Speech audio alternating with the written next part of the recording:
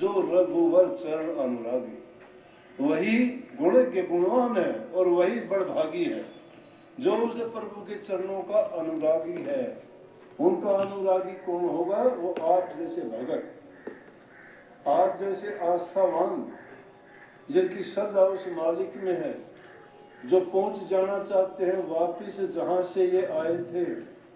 अब रूह को ये ज्ञान नहीं, उस रूह को भेद देने वाला कौन है? संत सतगुरु जो उसके भेदी है। इसीलिए कही है कि शब्द भेदी जो उस धुर धाम का, उस घर का, उस प्रभु का जानकार है, उससे अगर मेल करोगे, उनसे जाके ज्ञान लोगे, रास्ता वो बताएंगे और उस रास्ते पर जब चलोगे तो ये भटकना दुनियादारी की छूट जाएगी और प्रभु के मार्ग पर चल के आप उनको प्राप्त कर पाओ। रामायण में सब कुछ लिखा है सारे गुणों के लिए कि जितने भी इंसान में अच्छे गुण होने चाहिए, क्योंकि बिना चरित्रवान व्यक्ति के कोई भी काम अगर करोगे मिल जाएगी, सफलता मिल जाएगी, लेकिन वो काम किस काम के होंगे? जो हमारा मुख्य काम था, दुनियादारी के झगड़े हैं, कौन किसी का साथी नाती और मित्र है, यहाँ कोई नहीं, सब स्वार्थ के संबंधी हैं।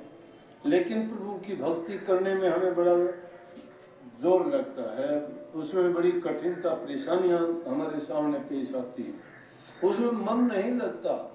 क्यों नहीं लगता? कि नाम में गुण क्या, नीरस लगता है। परंतु सब रोगों की दवा भी वही है। जिस कर्म का जिक्र करते हो, जब कोई कष्ट परेशानी आती है तो कहते हो मेरे कर्म में ऐसा था, मेरा भाग्य ऐसा था। ये कर्म और भाग्य कोई और नहीं बनाता, हमने खुद कर्म और भाग्य बनाए हैं। लेकिन आप पूछ सकते हो हमने कब बनाया? हमें तो याद है किसी का बुरा नहीं किया, कोई गलत काम नहीं किया, सही रास्ते पे चले, जो हो सका हमने अच्छा किया, फिर हमारे साथ ऐसा क्यों हुआ? लेकिन आपको तो सिर्फ इस जन्म की बातें याद होंगी ना। इस 84 लाख के चक्कर में कितनी योनि भोग के आप यहाँ इंसान के चोले में आए हो, आपको याद है क्या? पिछले जन्म किसी को याद ही नहीं है हमने कौन सा जन्म में क्या किया था।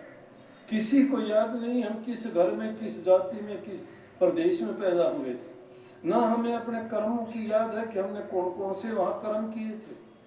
और ये बात जरूरी है कि कर्म प्रधान विश्वर चिराख्या, जिन जैसा किया वैसा फल चाख्या। ये कर्म की प्रधानता है दुनिया में। जो जैसा कर्म करके आता है उसको वैसी योनि मिलती है। एक पैदा होते ही उसको सोने चांदी के बर्तनों में खाना मिलता है, सोने के लिए अच्छे गद्दे, अच्छे महल मकान मिलते हैं। एक पैदा होता है तो उस पर तन ढांकने के लिए कपड़ा भी नहीं होता, मुंह में पानी डालने के लिए चम्मच की तो बात दूर, पानी भी नहीं मिलता। ये बिना कर्म के कैसे हो गए? कुछ अजीब ऐसे अंधे लूले लंगड़े पैदा होते, जन्म से पहले उन्होंने क्या कर लिया?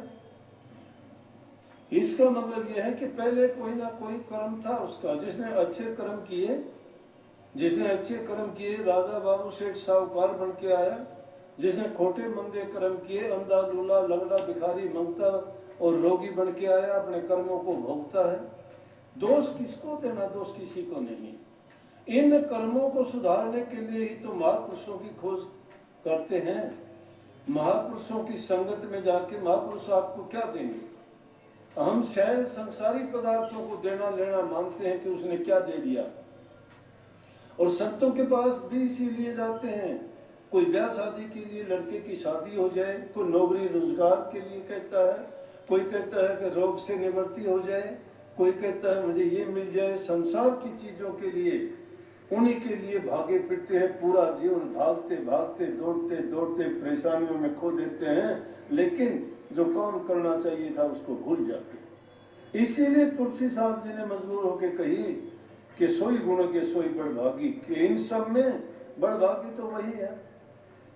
लेकिन ये तन कैसे मिला, कब मिला? 84 लाख योनि के चक्कर काटने के बाद में, कितनी योनियां भोगने के बाद में, बड़े नेक और शुभ कर्म करने से इंसान का चोला मिला। और उसमें भी हमारा भाग्य देखो कि हम सर्व अंग संपन्न हैं। हमारी बुद्धि भी सही है, ज्ञान भी है, विवेक भी है, लेकिन यहाँ आके इस दुनियादारी की चकाचौंध में जब देखते हैं तो भूल जाते हैं कि हमें क्या करना था। अब इसके लिए करने की बात है, देख के भी नहीं कर सकते। अब यहाँ तो स्वामी जी महाराज कहते देखो सब जग जात बहा, सब जहाँ बहे जा रहे हैं उसको कौन रोकेगा, कौन कहेगा, उनको तो वही अच्छा लगता है। उनसे अलग चलते हो तो दुनियादारी के लोग उसको चलने नहीं देते, रोक देते हैं, बाधाएं डालते हैं। वो ऐसी बाधा बन के खड़े हो जाते हैं, लेकिन जिनको सच्चाई का ज्ञान है वो परवाह नहीं करते। और जिनके साथ में बीती उनका आप देखो कि उनके साथ क्या क्या हुआ। जो इस रास्ते पे चले उनको ऐसी ऐसी यात्राएं, 5वें गुरु अर्जन साहब को ताते पानी का डाल में शरीर पे डाल के उनका शरीर जला दिया गया। नानक साहब को जेल में चक्की पिसाई गई।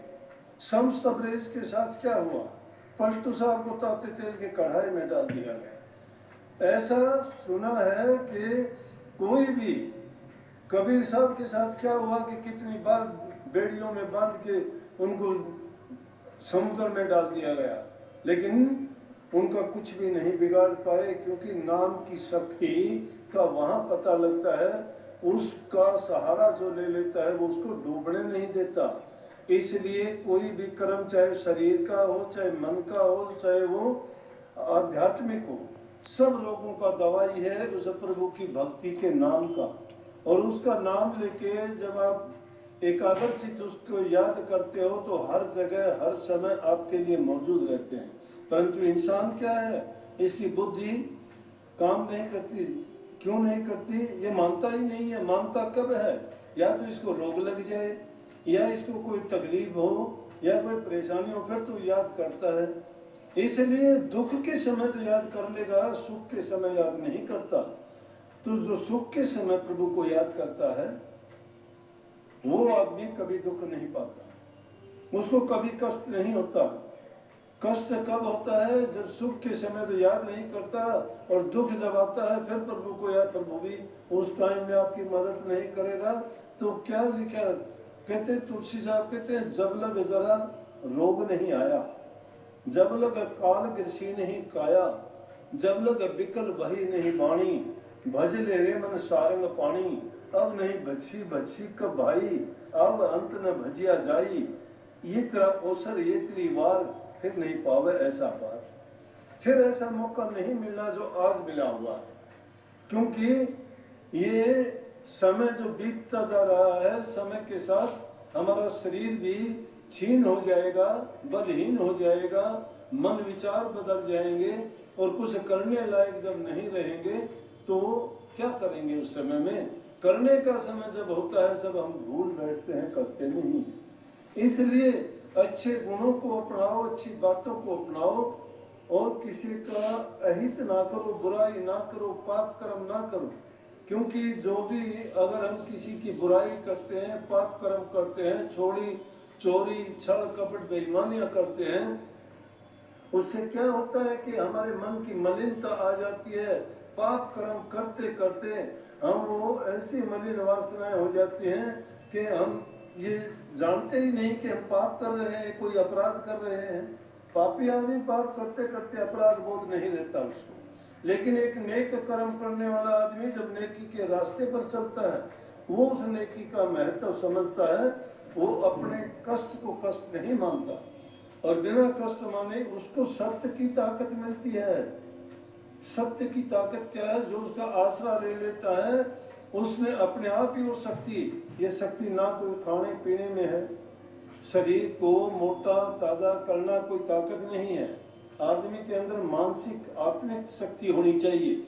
हमारे ऋषि मुनि संत फकीर नहीं देखे, वो कभी ना खाने पीने के थे, उन्होंने तो किसी ने जल पे निर्वाह किया, किसी ने दूध पे निर्वाह, किसी ने कोई फल आहार ये होया, लेकिन जो अपने प्रभु की भक्ति में लीन रहते थे उससे उनको क्या मिलता था कि वो आत्मिक शक्ति और आत्म बल प्राप्त होता था। उसके सहारे जो आदमी को वो आत्मिक शक्ति मिलती है, उसको शारीरिक शक्ति की जरूरत नहीं रहती। वो सब से उच्च शक्ति और सब कुछ देने वाली है। इसलिए जिनके अच्छे विचार हैं जो सही रास्ते पे चलता है उसके साथ में प्रभु की शक्ति होती है। परमात्मा ने खुद कहा है कि मुझे अगर ढूंढना है तो मैं भक्तों के हृदय में रहता हूँ। क्योंकि जब रामचंद्र जी वन में गए तो वहाँ ऋषियों मुनियों से पूछते रहे कि शुरू में गए थे, जंगल देखा नहीं था, मैं कहाँ रहूँ, कहाँ जाऊँ। जब वाल्मीकि जी के आश्रम में जाते हैं और जाके कहते हैं प्रभुवर गुरु जी मुझे रहने के लिए जगह बताओ, कहाँ रहूँ। तो वहाँ उन्होंने भी उनको यही उपदेश दिया, वही ज्ञान दिया कि जो प्रभु से भी ज्यादा अपने गुरु को मानता है, जिसके हृदय में काम क्रोध लोभ मोह क्षोभ रोग कुछ नहीं है, जिनका पवित्र हृदय है, रघुराया तुम उसके दिल में जाके रहो। जो जिसका हृदय शुद्ध और पवित्र है। आप कहते हो हमने नाम लिया है, भक्ति करते हैं। अरे भक्ति करना कोई यह है कि मैं कहता हूँ जिस जगह पे तुम नाम कोई भी लो, श्रवण कुमार ने किसका नाम लिया था? श्रवण कुमार ने तो अपने माता पिता का ही नाम लिया था। अब नाम आलोचना करते रहते हैं, कोई कुछ कहता है, कोई कुछ कहता है, कोई कहता है राम की भक्ति करो, कोई कहता है कृष्ण जी की भक्ति करो, कोई कहता है सिख धर्म को अपनाओ, कोई कहता है राधा स्वामी सबसे ऊंचा है, कोई कहता है कबीर पंथ ऊंचा है। अरे ऊंचे तो सभी के सभी हैं, जिनमें प्रभु का नाम है वो सब ऊंचे। कोई भी नीचा नहीं है, नीचा वो है जो नीच कर्म करता है। शुभ कर्म जो करता है वही संतों की संतान है और उसकी नजर में सब के सब पूज्य और पवित्र हैं। लेकिन जब तक हृदय पवित्र नहीं है तब तक वो चाहे किसी भी नाम का जुड़ो, किसी भी धर्म और पंथ से जुड़ो, कोई फायदा नहीं। अपने ही रामायण को अगर खोज के देखोगे उससे बड़ा कोई ग्रंथ ही नहीं है। उस दूसरा ग्रंथ पढ़ने की जरूरत नहीं, कोई ज्ञान प्राप्त करने की जरूरत नहीं, रोजाना सत्संगों में, मंदिरों में, कथाओं में, कीर्तनों में जाने की जरूरत नहीं है। मैं कहता हूँ एक बार गौर करके ध्यान से अगर तुम रामायण को पढ़ लो, पढ़ने के लिए बोला मैंने, पढ़ने में भी फर्क है। जैसे सत्संग के बारे में बताता हूँ, सत्संग देखने के लिए ना आया करो, सत्संग सुनने के लिए ना आया करो, सत्संग करने के लिए आया करो। सत्संग को देखना है, देख लिया हमने, बहुत बड़ा आश्रम है, बहुत लोग आए हैं, ये देखना है, ये देख लिया आपने, इससे कोई मतलब नहीं। आए होंगे पहले लोग भी आके देख के गए होंगे, बहुत लोग भंडारे चल रहे हैं, बहुत आ गए, बड़ी खुशी है, ये देख लिया।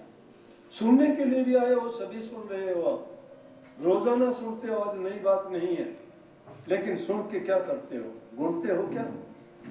स्वामी जी महाराज ने कही कि दरस करो, बचन पुनि सुनो, सुन सुन के गुणो, गुण गुण के काढ़ ले सार, काढ़ सार तिस करो आहार, कर आहार पुष्ट होया भाई, जग भय भव सब गई न सर। उसका सार निकाल के और फिर उस सार को ग्रहण करो। अब सुनते हो, सुन के चले गए, यहाँ से निकलोगे बाहर भूल जाओगे क्या कहा था, क्यों कहा था, क्या करना है, कभी विचार करते हो इसके लिए? इसलिए मैं सत्संग करने के लिए आओ। सत्संग जो करने के लिए आता है वो झोली भर के लेके जाता है, और जो सत्संग देखने के लिए आता है और सुनने के लिए आता है वो खाली झोली जाता है, उसके पल्ले कुछ भी नहीं होता। इसलिए सब मैंने कहा था कि उन बातों को तुम ग्रहण करो। जब तक ग्रहण नहीं करते हो तो कोई फायदा नहीं है।